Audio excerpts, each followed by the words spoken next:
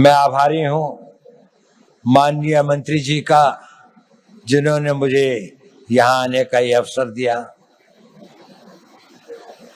थोड़ा असमंजस था मुझे, मैंने कहा भी कि मेरा क्षेत्र, मेरा अनुभव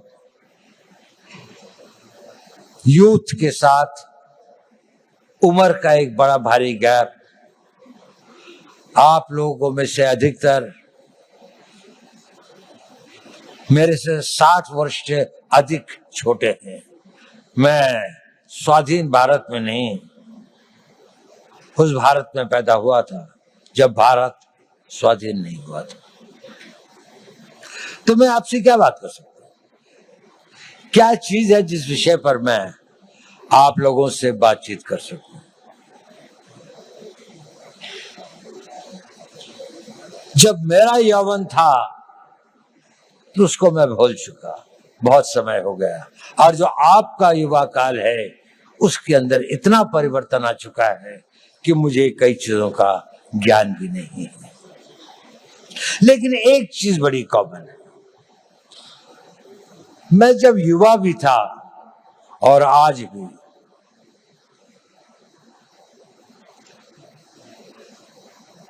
एक चीज का मैंने देखा, वो हमेशा आपके साथ चलती है। आपको पता हो या ना हो,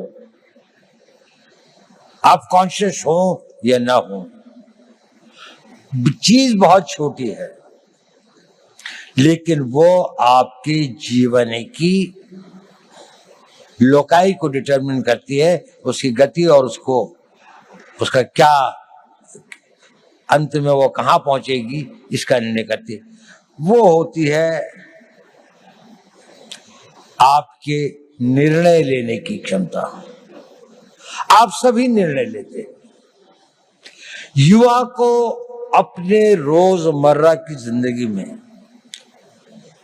छोटे निर्णय और बड़े निर्णय करने पड़ते हैं, और जैसे जैसे आप बढ़ते जाएंगे, छोटी सी बात से और बड़े बड़े निर्णय आप लोगों को ही लेने पड़ेंगे। भारत तो विकसित होगा ही। भारत जिस गति और जिस रफ्तार पर प्रधानमंत्री मोदी जी इसको ले आए हैं, ये एक ऑटो मोड में भी चलेगा और विकसित हो जाएगा। लेकिन प्रश्न यह है कि इस विकसित भारत का नेतृत्व कौन करेगा, वो कितने सक्षम होंगे। और नेता की सबसे बड़ी शक्ति जो होती है, सबसे बड़ा हुनर, सबसे बड़ी योग्यता वो होती है कि वो सही निर्णय लेता है, समय पर निर्णय लेता है और अपनी पूरी आस्था और उसके साथ उन निर्णयों पर कार्यान्वित करता है। तो अगर आपको भारत के विकसित भारत का नेता बनना है, किसी भी क्षेत्र में हो, साइंस में हो, टेक्नोलॉजी में हो, सिक्योरिटी के क्षेत्र में हो, आपको निर्णय लेने पड़ेंगे और यह निर्णय लेने की क्षमता आपको अभी से विकसित करनी पड़ेगी। आप लोगों ने बहुत कुछ पढ़ा है, आप भारत के जागृत युवक हैं। निर्णय कैसे लें, बहुत सारे मोटिवेशनल स्पीकर्स बताते हैं, मैं उस बारे में ज्यादा नहीं कहना चाहता।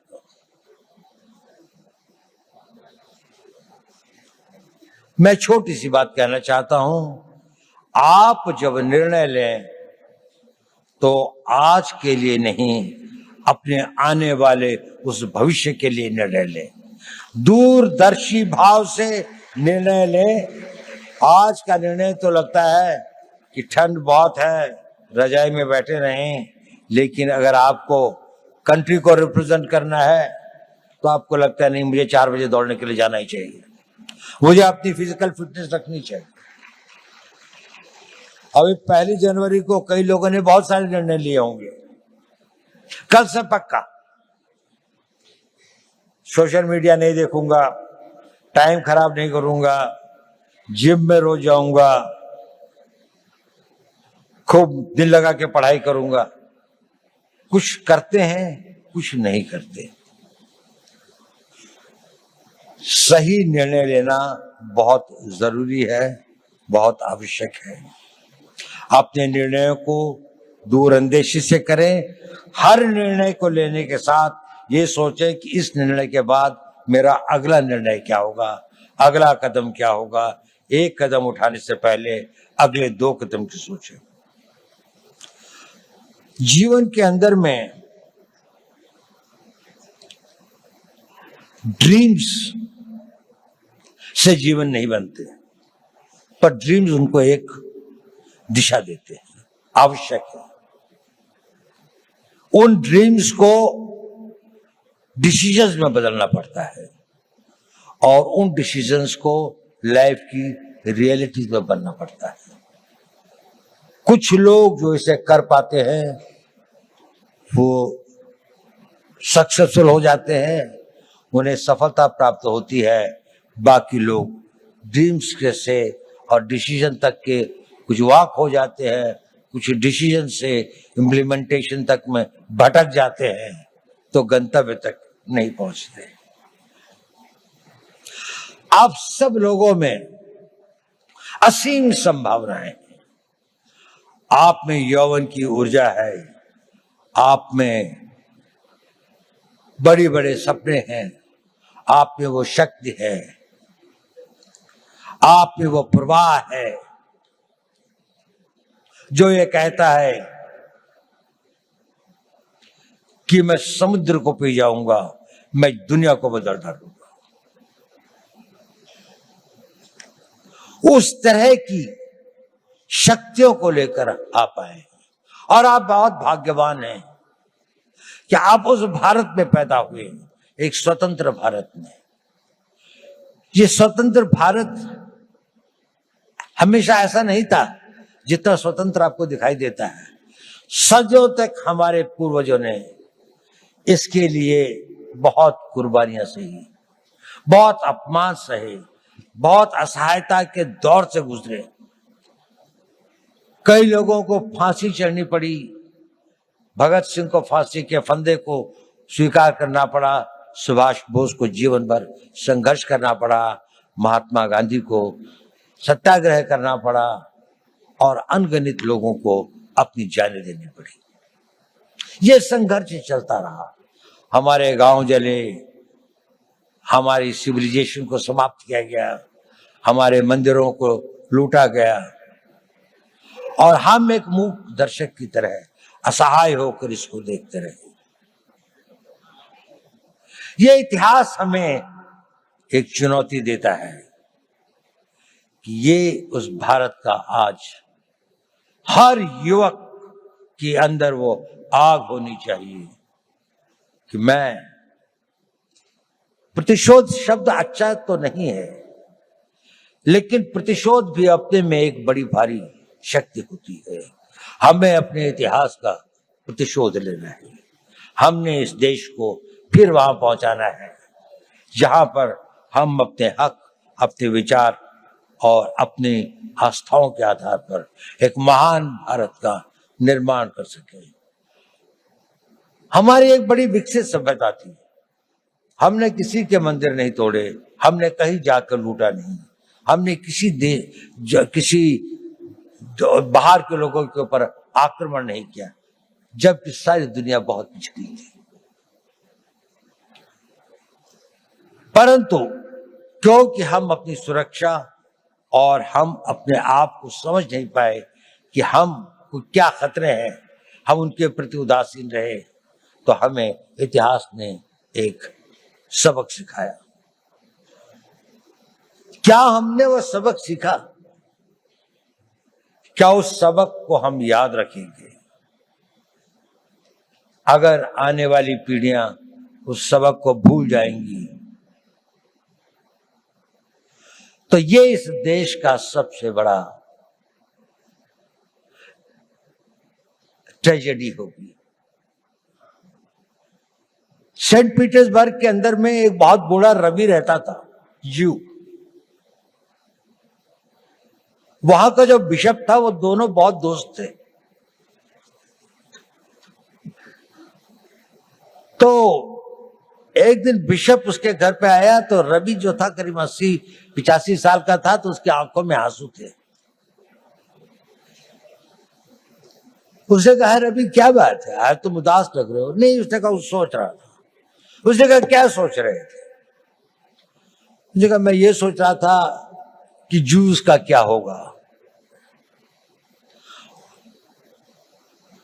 उसने कहा देखो पिछले 2000 सालों से तुम संघर्ष कर रहे हो, 2000 सालों से यात्राएं सह रहे हो, 2000 सालों से तुम्हारे ऊपर इतनी अधिक वो हुई प्रोग्राम थे दुनिया में, क्या तुम्हें इस बात का रोना आ रहा है। उसने कहा नहीं, मुझे इस बात का रोना नहीं आ रहा। मेरे विचार में यह ख्याल आया कि इन हजारों सालों तक संघर्ष की जिस परंपरा से, जिस आग को जिंदा रखा है, कहीं आने वाली पीढ़ियां इसको भूल तो नहीं जाएंगी, और भूल तो नहीं जाएंगी कि हमें अपने आप को फिर से शक्तिशाली बनाना है, अपनी रक्षा करनी है। ये भाव था, ये बड़ा पावरफुल सेंटिमेंट है, और हमें अपने उस सेंटिमेंट से ही प्रेरित होना चाहिए।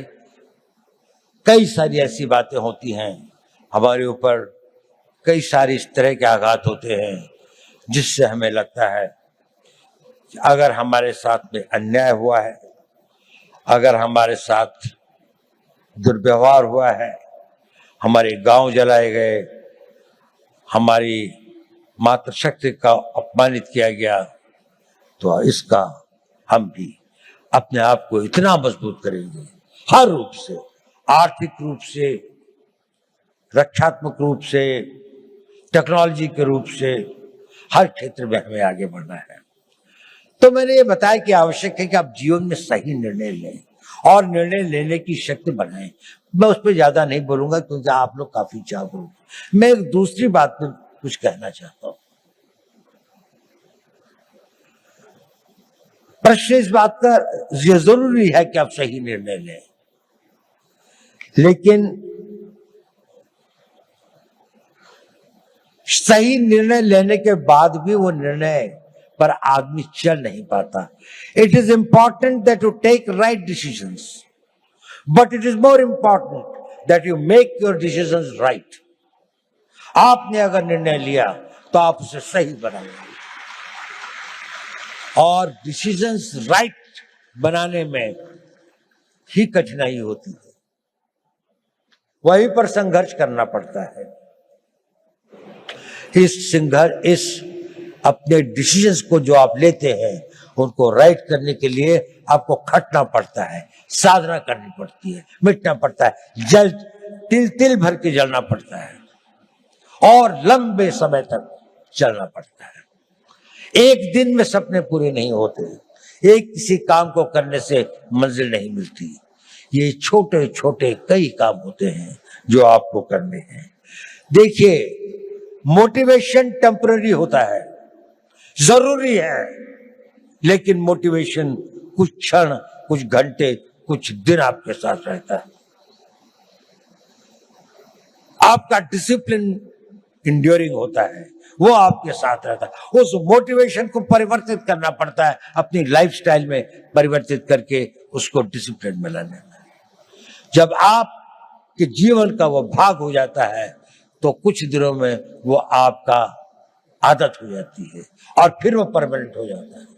आप सोचते हैं कि मुझे सवेरे 3:30 बजे या 4 बजे उठना चाहिए। पहली बार शायद आप किसी बात से मोटिवेट हुए होंगे कि किसी ने कहा होगा कि आप अगर सवेरे उठते हैं, आप अगर अपना फिजिकल फिटनेस ठीक रखते हैं, आप योगा करते हैं, समय लगता है उसके लिए, आप 9 बजे उठ के नहीं कर सकते, आप अपनी पढ़ाई कर सकते हैं। तो 3 दिन तो आपने किया, चौथे दिन आप भूल गए। लेकिन अगर आप में डिसिप्लिन आ जाता है तो फिर ये हो जाए, और अगर वो आपका नेचर बन जाता है तो फिर जीवन भर आप भी करते रहते। तो अपना मोटिवेशंस को अपने डिसिप्लिन में परिवर्तित करें। ये एक इंपॉर्टेंट टिप है। ये भी बहुत जरूरी है कि जब आप निर्णय लें तो इसमें जो काम करना होता है उसको पोस्टपोन करने की आदत मत डालें। अगर कोई काम करना है तो वो अभी करना है, आज ही करना है। मैं इसको आधे घंटे के लिए नहीं पोस्टपोन करूंगा। अगर आपने उसको पोस्टपोन किया तो ये भी हैबिट फॉर्मिंग होता है, यह आपकी आदत बन जाएगी और आप जीवन में अच्छे कामों को करने की इच्छा तो होगी, लेकिन आप उसे पोस्टपोन करते जाएंगे। पोस्टपोन मत करिए। दूसरी बात, कभी कभी किसी कारणों से व्यवधान हो भी जाए तो don't quit. Tenacity is a very important power. आपकी लगन, उस लगन के साथ में लगे रहें, क्विट मत करें, सरेंडर मत करें। कष्ट आएगा, रुकावटें आएंगी, तकलीफें आएंगी, ठहरना होगा तो ठहरेंगे, लेकिन ना अपनी मंजिल छोड़ेंगे, ना अपना रास्ता बदलेंगे। आगे बढ़ेंगे तो पूरे जोश के साथ बढ़ेंगे। और एक बहुत बड़ी बात है कि अपने ऊपर विश्वास मत छोड़ो। स्वामी विवेकानंद जी ने कहा था, पुराना धर्म कहता है नास्तिक वो है जो ईश्वर पर विश्वास नहीं करता। नया धर्म कहता है नास्तिक वो है जो स्वयं पर विश्वास नहीं करता। यदि आपको ईश्वर पर विश्वास है तो अपने पर विश्वास करना सीखिए। आप इसको कर सकते हैं। ये शक्ति आप में अपने आप आ जाएगी अगर आप अपने आप को ये करेंगे। मैं आपसे ये सब क्यों कह रहा हूं? इसलिए कि आप भविष्य के नेता हैं। अगर आप भविष्य के नेता हैं तो आपको डिसीजन लेने पड़ेंगे। अगर आपको डिसीजन लेने पड़ेंगे तो आपको उन डिसीजंस को कामयाब बनाने के लिए पूरी आस्था, पूरी कमिटमेंट, पूरी मेहनत, पूरी लगन के साथ समर्पित होना पड़ेगा। लेकिन इसका एक और कारण भी है जो मैं ये बात आपसे कह रहा हूं। ये बात सही है कि नहीं मैं नहीं कह सकता, लेकिन ये मेरे 81 साल के जीवन का अनुभव है। और आप लोगों को गुमराह करने से बड़ा पाप मैं कोई नहीं कर सकता। मैं आपसे एक बात कहना चाहता हूं, ये मेरे अनुभव के आधार पर भी है और मेरा अनुभव मेरे अपने जीवन का नहीं और हजारों लोगों के साथ जो मेरे जीवन का अनुभव रहा उस पर भी। जब आप अपने आप को इस तरह से ढालते हैं, 5 साल का टाइम दीजिए, केवल 5 साल, कि मैं जो निर्णय करूंगा उस पर अटल रहूंगा। 5 साल अगर आपने यह काम किया, आप में एक अद्भुत एनर्जी पैदा होती है। वो होती है आपकी विल पावर। और ये सब जो मैं कह रहा था वो इसलिए कह रहा था, सही निर्णय लें, निर्णय पर अटल रहें, ताकि आप में वो विल पावर पैदा हो सके। और वो विल पावर क्या होती है, मैं आपको छोटी सी कहानी सुनाता हूं। 11 अप्रैल 2011 को हमारे कंट्री की एक नेशनल वॉलीबॉल प्लेयर थी। उनका नाम था अरुणिमा वर्मा। वो वॉलीबॉल के टूर्नामेंट से आई और अपनी परीक्षा देने के लिए दिल्ली से लखनऊ जा रही थी। बरेली के पास कुछ डकैतों ने उस पर हमला कर दिया और लोगों से सामान लूटने लगे। अधिकतर लोगों ने दे दिया। उसके गले में चेन थी, उन्होंने चेन खींचने की कोशिश करी, उसने रेजिस्ट किया, उसने नहीं दीजिए। उन लोगों ने उसे ट्रेन से बाहर कर दिया। वो बहुत बुरी तरह से लहूलुहान हो गई। दुर्भाग्य देखिए, उसी समय दूसरी ओर से एक ट्रेन आ गई थी और वो ट्रेन से उसका पांव कट के अलग हो गया। रात के 2 बजे का समय था।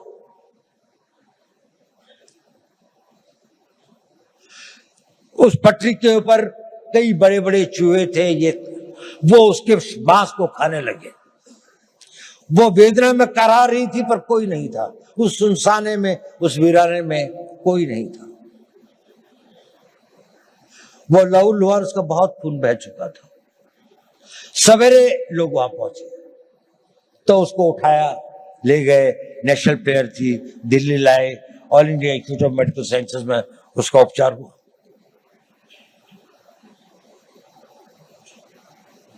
और उसकी पूरी टांग काट दी, एम्प्यूट करनी पड़ी।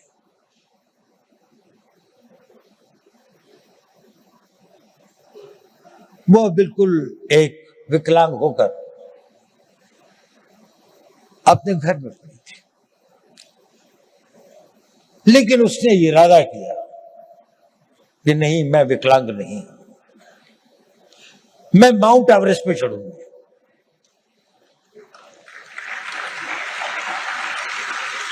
डॉक्टर्स ने कहा कि इस तरह की टांग से तो कोई चढ़ ही नहीं सकता और इसको भी स्टेबलाइज होने में तो कई साल लग जाएंगे। उसने कहा नहीं, मैं तो आज ही से प्रैक्टिस करूंगा। 13 मई 2013 को उसने माउंट एवरेस्ट पर चढ़ी। पहली एक पांव न होने वाली महिला में एक आर्टिफिशियल उसके साथ में, और वही नहीं, सबसे पहले चढ़ी टॉप पर। जो पूरा गैंग ग्रुप था उसके अंदर में वही बेस कैंप से सबसे पहले आती थी। क्या था उसके अंदर? Physical strength, opportunities, talent. इस सबसे ज्यादा उसके अंदर वो विल पावर थी, और वो विल पावर उसके साथ में एक दिन में नहीं आई। जब उसके जीवन को लोगों ने पढ़ा, समझा, उसने बचपन से ही अपने अंदर एक ऐसी शक्ति पैदा की थी कि जो उसकी स्ट्रॉन्ग विल पावर थी। मैं चाहता हूं कि आप लोग इस 5 साल के शेड्यूल को फॉलो करें। इसके लिए नहीं कि निर्णय सही होंगे, इसके लिए नहीं कि निर्णय को आप वो कर निर्णय कर पाएंगे तो आपको सफलता मिलेगी, वो तो मिलेगी, लेकिन उस कमिटमेंट, उसके साथ में, रिगर के साथ में, उस डिसिप्लिन के साथ में अगर आप अपना जीवन जिएंगे तो आपके अंदर एक बहुत स्ट्रांग विल पावर पैदा होगी। और वो विल पावर एक इतनी बड़ी शक्ति होती है कि आप जो चाहोगे वो कर सकते हो। आप उसकी इच्छा करोगे, वो इतना बड़ा फोर्स मल्टीप्लायर होता है कि वो आपकी physical energy, mental calibre, mental talent वगैरह, एवरीथिंग एल्स, वो सब कुछ जीतती हुई आप देखोगे कि जीवन में ये असंभव चीजें क्यों होती हैं।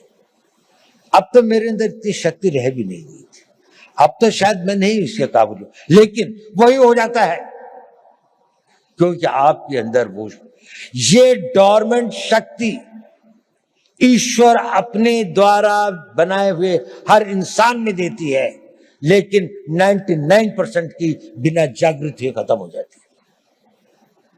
कुछ लोग इसे जागृत करते हैं और वो अपने डिसिप्लिन से और उसको अपना नेचर बनाकर जागृत करते हैं।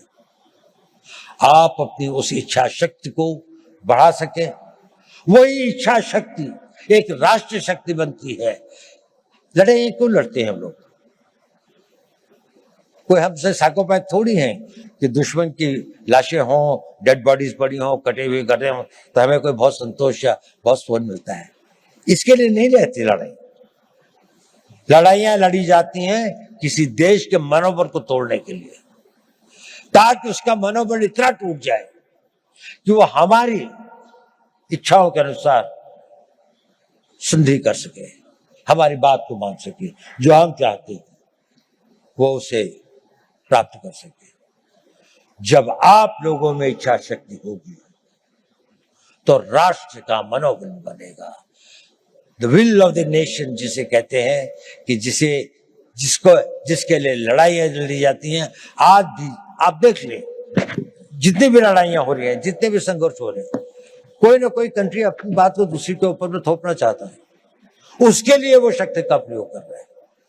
अगर आप इतने शक्तिशाली हैं कि कोई इसको ना कर सके तो आप हमेशा स्वतंत्र रहेंगे। लेकिन अगर आपके पास में सब कुछ है लेकिन वो मनोबल नहीं है तो आपके अस्त्र शस्त्र सब रखे रह जाएंगे। और उसके लिए चाहिए नेतृत्व। आज हम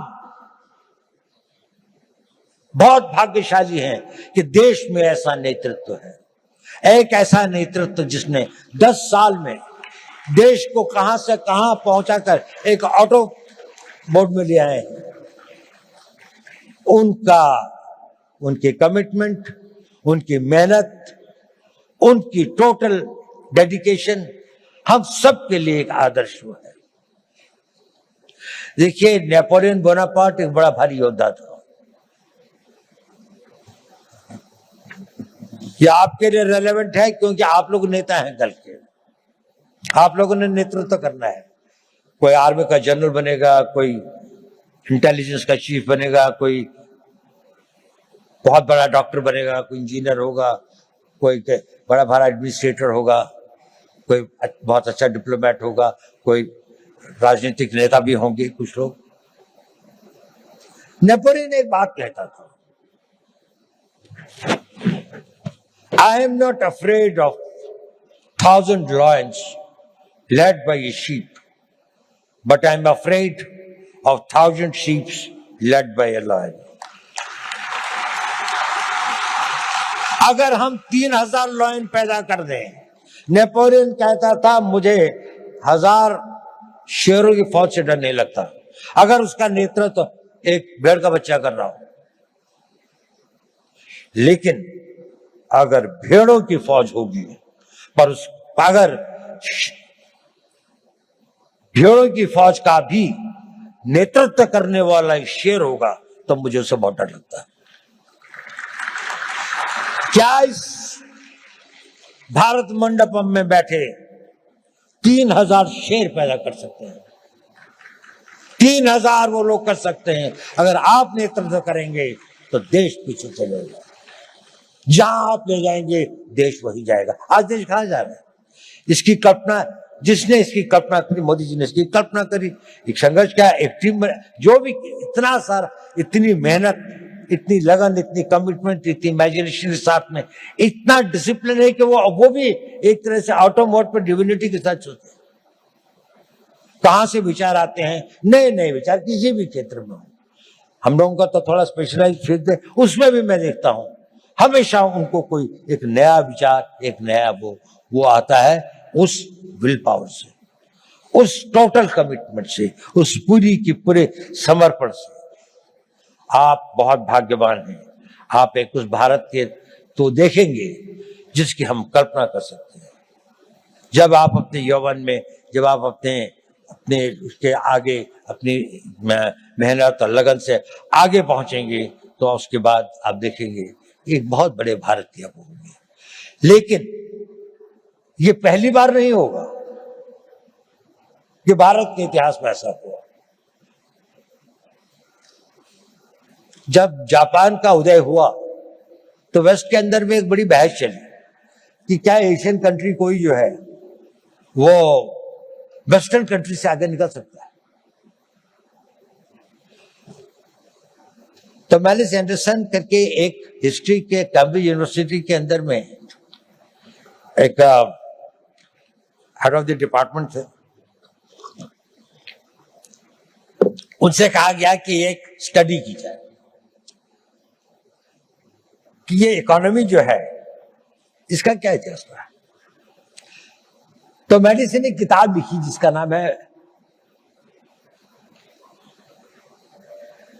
वर्ल्ड हिस्ट्री ऑफ इकोनॉमी, और उसने वो फर्स्ट सेंचुरी से लेके 19वीं सेंचुरी तक लिखी और उसमें उसने कहा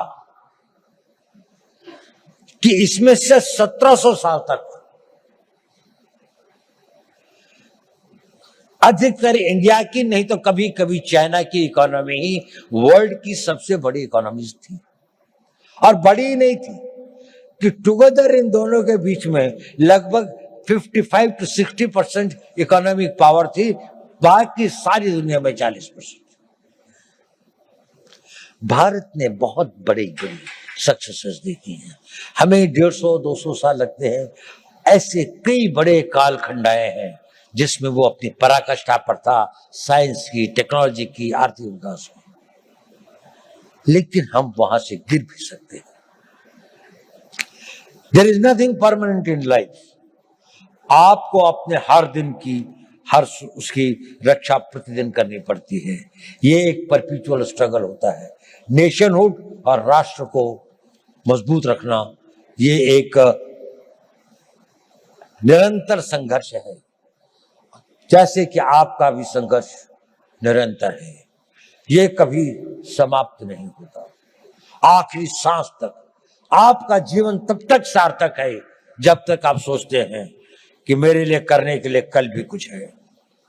अगर आपके पास कल कुछ नहीं है तो आपका जीना बेकार है। आप सोचते हैं और जो कल मैंने करना है वो डिसिप्लिन आपके अंदर वो इच्छा शक्ति पैदा कर देगी। उसके लिए शक्ति भी आएगी, समय भी होगा, संयोग भी होगा और आप उसे कर भी पाएंगे और आप कामयाब हो। मेरी यही शुभकामनाएं आप लोगों को। मेरा बहुत बहुत आप भारत के भविष्य हो, के कर्णधार हो, आप लोग फले फूले मेरे